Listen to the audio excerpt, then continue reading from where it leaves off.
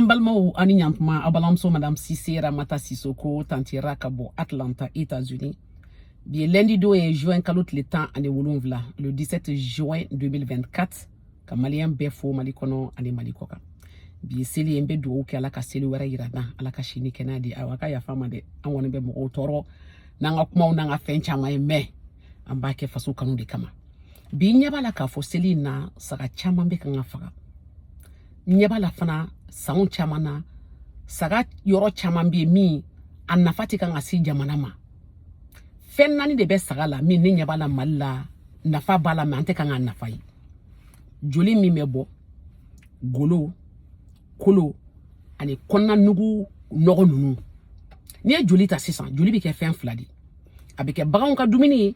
abike dugukolo jukoro walsa mikrobu kado ka dugukolo yelema ka ke engrais don ni tisika ke ka black aja ka di baga ma hal ni diganshi ka to ikana to aka wuyu kari kono ibe diganshi joli be jiga kono iba datugo o joli ni mikrobi ya du abe dugukolo yelema ka ke engrais yiri mun ba kere fo lobe baloni aflana o ye golo flesta golo ni sogo be kele d'ailleurs golo yere nafa bala ka teme sogo ka ni saka kolo ni saka sembi je bala golo ibe go du yera golo kadi kembala protéine bala parce que collagène be komi sogo yera fangma yoro o be golo de la asabana i kolo fana be ko sogo a nyaga mine be kabakuru la calcium ni phosphate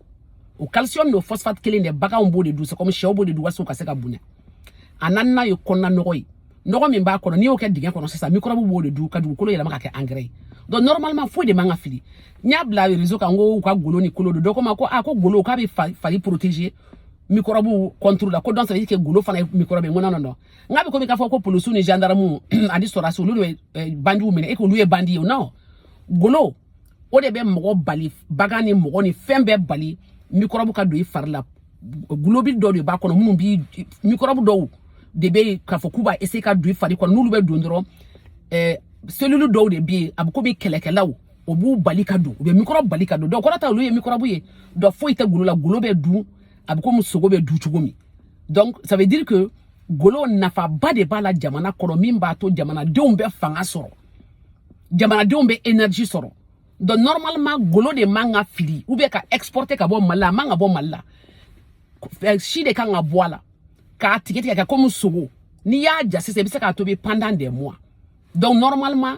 Mali de manga golo de exporter Mali manga golo ke fili parce que golo nafa aka boni sogo nafai kolo nafa obisaka sam mume beke bagan beba ka calcium soro ni tlekele na no asoro Mali kolo be fra no ka burai ka ke muguye ka sigi donc ne be do de ke sisa ala ka to jamana nafulo mi be jamana kono an nafulo nafa ka se jamana deuma ni ndobola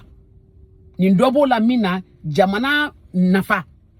abe do jamana deunka ni murele fana yi do jeli o kana fili kolo o kana fili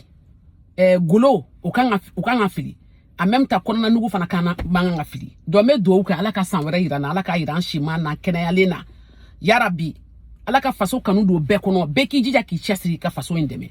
do me do ka aka mbe sewere okay bye bye.